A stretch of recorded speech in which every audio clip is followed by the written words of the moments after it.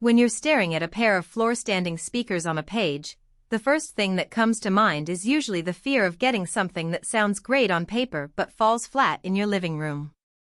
I've been there more than once, buying a speaker that promised cinematic immersion only to discover it needed a whole wall of acoustic treatment to get close to that claim. That hesitation is why I'm taking a step back, looking at the Acoustics 5040 in the context of everyday listening, and trying to answer the practical questions. Will it blend into my home theater setup without screaming for attention? Does it actually give me the kind of detail I need for vinyl and streaming alike? And most importantly, is it worth the price tag compared to other floor standers in the same bracket? Link is in the description if you want to check the product details on Amazon. First, let's talk about the space you'll need.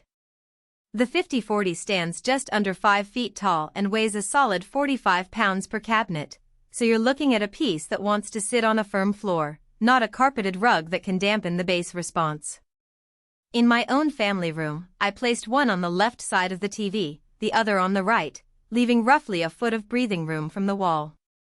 This gave the lower mid-bass drivers enough space to breathe, and I noticed a cleaner, more controlled thump during action movies. If you're in a tighter apartment or have a low-profile cabinet, you may need to reconsider because the speaker's size can become a visual and acoustic obstacle. Now, onto what most of us actually care about: the sound when the movie starts, or the record needle drops. The 5040 uses two 5-inch mid/bass drivers paired with a 1-inch tweeter that's protected, meaning it's recessed behind a grill that's designed to reduce accidental damage. In practice, the drivers give you a solid low-mid foundation that feels warm without being boomy. I tested a classic jazz record, and the piano's lower register sat nicely under the saxophone without muddying the mix. For movies, the dialogue stayed clear even during explosions, which is a direct result of the tweeter's ability to stay crisp without harshness. That's a practical strength. The speakers handle both music and film without forcing you to dial down the volume for treble fatigue. One of the hidden trade-offs with the 5040 is its room-filling nature. Because the cabinets are fairly large, they can dominate the acoustic environment if you're not careful with placement. In a room with a lot of reflective surfaces, say, glass windows or bare walls, the speakers can produce a slightly exaggerated sense of space, making the soundstage feel bigger than it actually is. This isn't a deal-breaker, but it does mean you'll benefit from adding a modest amount of soft furnishings or a rug to tame early reflections. If you're already a minimalist with hard surfaces everywhere, you may find the speaker's larger-than-life presence a bit too much, and a smaller bookshelf model might be a smarter fit. Another practical consideration is how the 5040 integrates with an AV receiver or stereo amp. The speakers have a nominal impedance of 8 ohms, which is a comfortable match for most modern receivers. I paired them with a mid-range AVR that has 100 watts per channel, and the result was a clean, undistorted performance even at higher listening levels. The speakers don't demand a powerhouse amp, they're forgiving enough that you can drive them with a decent budget receiver and still get that big room feel.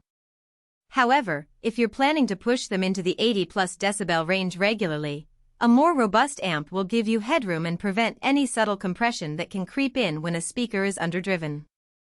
Who should walk away with the 5040?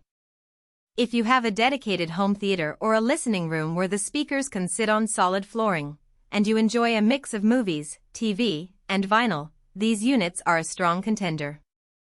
They shine for users who want an immersive soundstage without spending a small fortune on high-end audiophile towers. The price point lands them in the upper mid-tier, meaning you're getting a level of performance that would otherwise require a brand-name nameplate at a higher cost. On the other hand, if you live in a small studio apartment, have a carpeted floor that you can't change, or you're primarily after a compact speaker for casual background music, you'd likely be better served by a bookshelf or a wall-mountable solution. Let's break down a few day-to-day scenarios to see how the 5040 holds up. Picture a Saturday night movie marathon with friends. You fire up a streaming service, the room is dim, and the dialogue stays intelligible even when the soundtrack swells with orchestral hits. No one has to ask you to turn the volume down because the highs aren't piercing. Next, imagine a lazy Sunday afternoon spinning a vinyl collection. The 50/40 reproduces the subtle grain of the record needle, and the bass is tight enough to give you that real instrument feel without overwhelming the mids. Finally, think.